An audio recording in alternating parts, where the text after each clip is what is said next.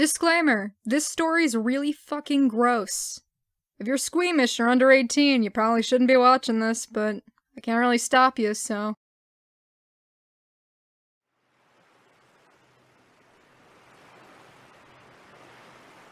Inhale. Take in as much air as you can. This story should last about as long as you can hold your breath, and then just a little bit longer. So listen as fast as you can. A friend of mine, when he was 13 years old, he heard about pegging. This is when a guy gets banged up the butt with a dildo. Stimulate the prostate gland hard enough, and the rumor is you can have explosive hands-free orgasms. At that age, this friend's a little sex maniac.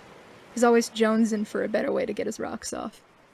He goes out to buy a carrot and some petroleum jelly to conduct a little private research.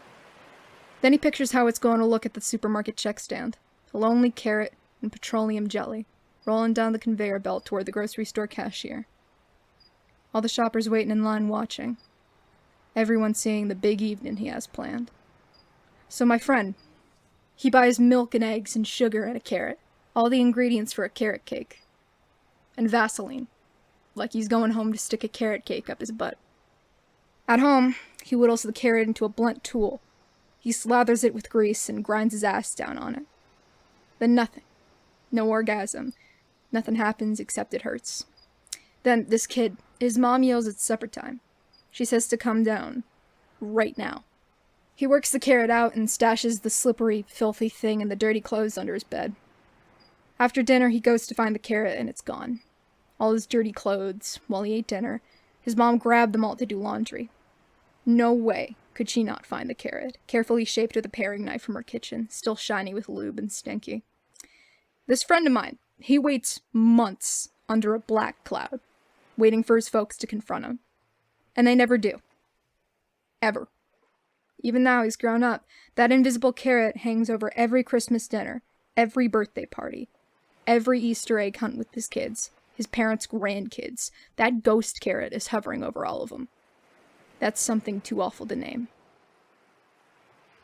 People in France have a phrase, spirit of the stairway. In French, esprit de l'escalier. It means that moment when you find the answer, but it's too late. Say you're at a party, and someone insults you. You have to say something.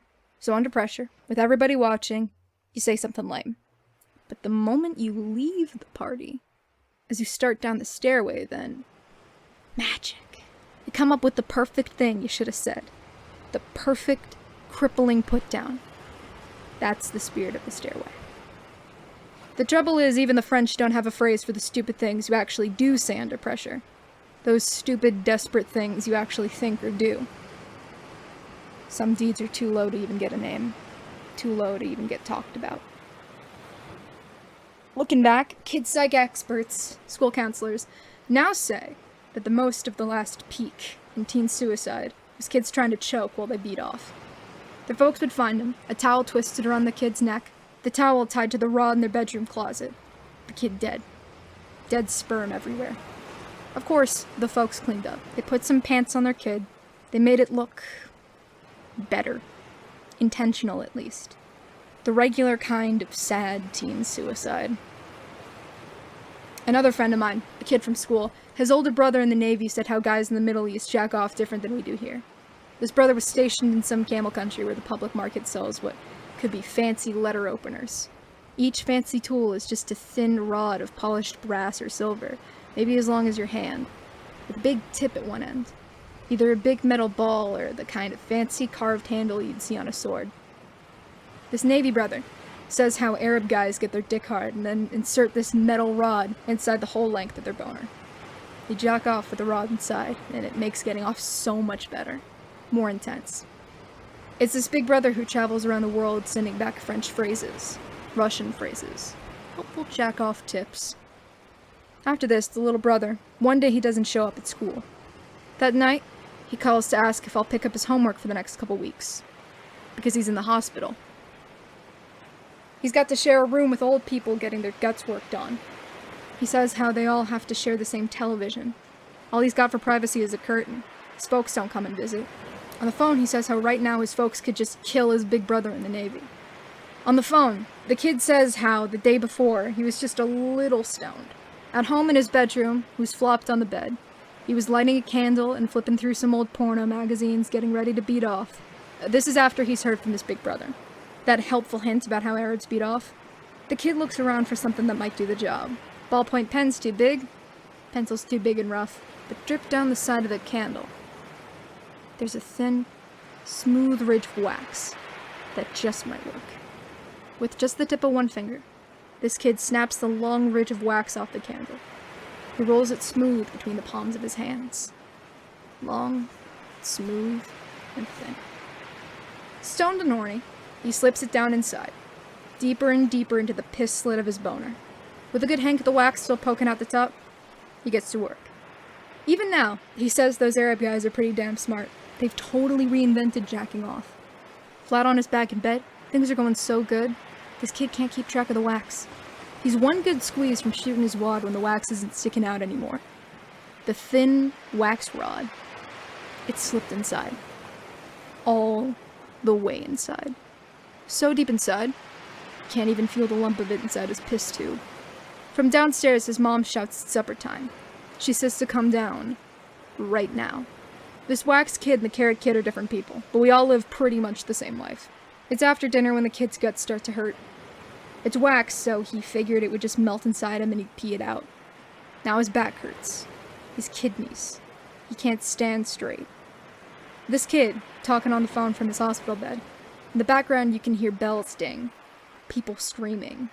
Game shows. The x-rays show the truth. Something long and thin, bent double inside his bladder. This long, thin V inside him. It's collecting all the minerals in his piss. It's getting bigger and more rough, coated with crystals of calcium. It's bumping around, ripping up the soft lining of his bladder, blocking his piss from getting out. His kidneys are backed up. What little that leaks out his dick is red with blood. This kid and his folks, his whole family, them looking at that black x-ray with the doctor and the nurses standing there, the big V of wax glowing white for everybody to see. He has to tell the truth. The way Arabs get off. What his big brother wrote him from the Navy. On the phone right now, he starts to cry. They paid for the bladder operation with his college fund. One stupid mistake and now will never be a lawyer. Sticking stuff inside yourself. Sticking yourself inside stuff. Candle in your dick, or a head in your noose. We knew it was going to be big trouble. What got me in trouble? I call it pearl diving. This meant whacking off underwater, sitting on the bottom at the deep end of my parents' swimming pool. With one deep breath, I'd kick my way to the bottom and slip off my swim trunks. I'd sit down there for 2, 3, 4 minutes. Just from jacking off, I had huge lung capacity. If I had the house to myself, I'd do this all afternoon. After I'd finally pump out my stuff, my sperm, it would hang there in big, fat, milky gobs. After that was more diving, to catch it all. To collect it and wipe each handful in a towel. That's why it was called pearl diving. Even with chlorine, there was my sister to worry about. Or Christ almighty, my mom.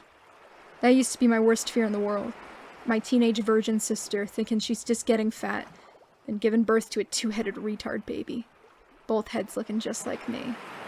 Me, the father, and the uncle. In the end, it's never what you worry about that gets you. The best part of pearl diving was the inlet port for the swimming pool filter and the circulation pump. The best part was getting naked and sitting on it. As the French would say, who doesn't like getting their butt sucked? Still, 1 minute you're just a kid getting off, and the next minute you'll never be a lawyer. 1 minute, I'm settling on the pool bottom. The sky is wavy, light blue through 8 feet of water above my head. The world is silent, except for the heartbeat in my ears. My yellow-striped swim trunks are looped around my neck for safekeeping. Just in case a friend, a neighbor, anybody shows up to ask why I skipped football practice. The steady suck of the pool inlet hole is lapping at me. I'm grinding my skinny white ass around that feeling. 1 minute, I've got enough air, and my dick's in my hand.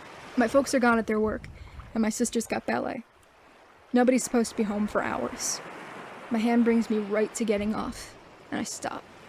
I swim up to catch another big breath. I dive down, and settle on the bottom. I do this again and again. This must be why girls want to sit on your face. The suction is like taking a dump that never ends. My dick hard and getting my butt eaten out. I do not need air. My heartbeat in my ears, I stay under until bright stars of light start worming around in my eyes. My legs straight out, back of each knee rubbed raw against the concrete bottom. My toes are turning blue. My toes and fingers wrinkled from being so long in the water. And then I let it happen. The big white gob starts spouting. The pearls. It's then I need some air. But when I go to kick off against the bottom, I can't. I can't get my feet under me. My ass is stuck. Emergency paramedics will tell you that every year, about 150 people get stuck this way. Sucked by a circulation pump. Get your long hair cut, or your ass, and you're going to drown. Every year tons of people do. Most of them in Florida. People just don't talk about it. Not even French people talk about everything. Getting one knee up, getting one foot tucked under me, I get to half standing when I feel the tug against my butt. Getting my other foot under me, I kick off against the bottom. I'm kicking free. Not touching the concrete, but not getting to the air either. Still kicking water, thrashing with both arms, I'm maybe halfway to the surface, but not going higher. The heartbeat inside my head getting loud and fast. The bright sparks of light crossing and crisscrossing my eyes, I turn and look back. But it doesn't make sense. This thick rope, some kind of snake, blue, white, and braided with veins, has come up out of the pool drain and it's holding onto my butt. Some of the veins are leaking blood, red blood that looks black underwater and drifts away from little rips in the pale skin of the snake. The blood trails away, disappearing in the water. And inside the snake's thin, blue-white skin, you can see lumps of some half-digested meal. That's the only way this makes sense. Some horrible sea monster, a sea serpent, something that's never seen the light of day. It's been hiding in the dark bottom of the pool drain, waiting to eat me. So, I kick at it. At the slippery, rubbery, knotted skin and veins of it, and more of it seems to pull out of the pool drain. It's maybe as long as my leg now, but still holding tight around my butthole. With another kick, I'm an inch closer to getting another breath. Still feeling the snake tug at my ass, I'm an inch closer to my escape. Knotted inside the snake, you can see corn and peanuts. You can see a long, bright orange ball. It's the kind of horse pill vitamin my dad makes me take to help me put on weight, to get a football scholarship, with extra iron and omega-3 fatty acids. It's seeing that vitamin pill that saves my life. It's not a snake. It's my large intestine, my colon pulled out of me. What doctors call prolapsed. It's my guts sucked into the drain. Paramedics will tell you a swimming pool pump pulls 80 gallons of water every minute. That's about 400 pounds of pressure. Big problem is we're all connected together inside. Your ass is just the far end of your mouth. If I let go, the pump keeps working, unraveling my insides, until it's got my tongue. Imagine taking a 400-pound shit, and you can see how this might turn you inside out. What I can tell you is your guts don't feel much pain. Not the way your skin feels pain. The stuff you're digesting, doctors call it fecal matter. Higher up is chyme. Pockets of thin, runny mess studded with corn and peanuts and round green peas. That's all the soup of blood and corn, shit and sperm and peanuts floating around me. Even with my guts unraveling at my ass, me holding on to what's left, even then my first want is to somehow get my swimsuit back on. God forbid my folks see my dick. My one hand holding a fist around my ass, my other hand snags my yellow-striped swim trunks and pulls them from around my neck. Still, getting into them is impossible. You want to feel your intestines? Go buy a pack of those lambskin condoms. Take one out and unroll it. Pack it with peanut butter. Smear it with petroleum jelly and hold it underwater. Then try to tear it. Try to tear it in half. It's too tough and rubbery. It's so slimy you can't hold on. A lambskin condom that's just plain old intestine. You can see what I'm up against. You let go for a second and you're gutted. You swim for the surface for a breath, you're gutted. You don't swim and you drown. It's a choice between being dead right now or a minute from right now. What my folks will find after work is a big naked fetus curled in on itself, floating in the cloudy water of their backyard pool, tethered to the bottom by a thick rope of veins and twisted guts. The opposite of a kid hanging himself to death while he jacks off. This is the baby they brought home from the hospital 13 years ago. Here's the kid they hoped would snag a football scholarship and get an MBA, who'd care for them in their old age. Here's all their hopes and dreams, floating here, naked and dead. All around him, big, milky pearls of wasted sperm. Either that, or my folks will find me wrapped up in a bloody towel, collapsed halfway from the pool to the kitchen telephone, the ragged, torn scrap of my guts still hanging out the leg of my yellow-striped swim trunks. What even the French won't talk about. That big brother in the Navy? He taught us one other good phrase. A Russian phrase. The way we say, I need that like I need a hole in my head. Russian people say, I need that like I need teeth in my asshole. Those stories about how animals caught in a trap will chew off their leg, well, any coyote would tell you a couple bites beats the hell out of being dead. Oh, even if you're Russian, someday you just might want those teeth. Otherwise, what you have to do is, you have to twist around. You hook one elbow behind your knee and pull that leg up into your face. You bite and snap at your own ass. You run out of air and you will chew through anything to get that next breath. It's not something you want to tell a girl on the first date. None of you expect a kiss, goodnight. If I told you how it tasted, you would never, ever again eat calamari. It's hard to say what my parents were more disgusted by. How I'd got in trouble or how I'd saved myself. After the hospital, my mom said, "You didn't know what you were doing, honey. You were in shock." And she learned how to cook poached eggs. All those people grossed out or feeling sorry for me.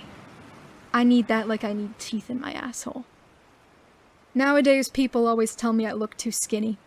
People at dinner parties get all quiet and pissed off when I don't eat the pot roast they cooked. Pot roast kills me. Baked ham. Anything that hangs around inside my guts for longer than a couple hours. It comes out still food. Home-cooked lima beans or chunk-light tuna fish, I'll stand up and find it still sitting there in the toilet. After you have a radical bowel resectioning, you don't digest meat so great. Most people, you have 5 feet of large intestine. I'm lucky to have my 6 inches. So I never got a football scholarship. Never got an MBA. Both my friends, the wax kid and the carrot kid, they grew up, got big, but I've never weighed a pound more than I did the day when I was 13. Another big problem was my folks paid a lot of good money for that swimming pool.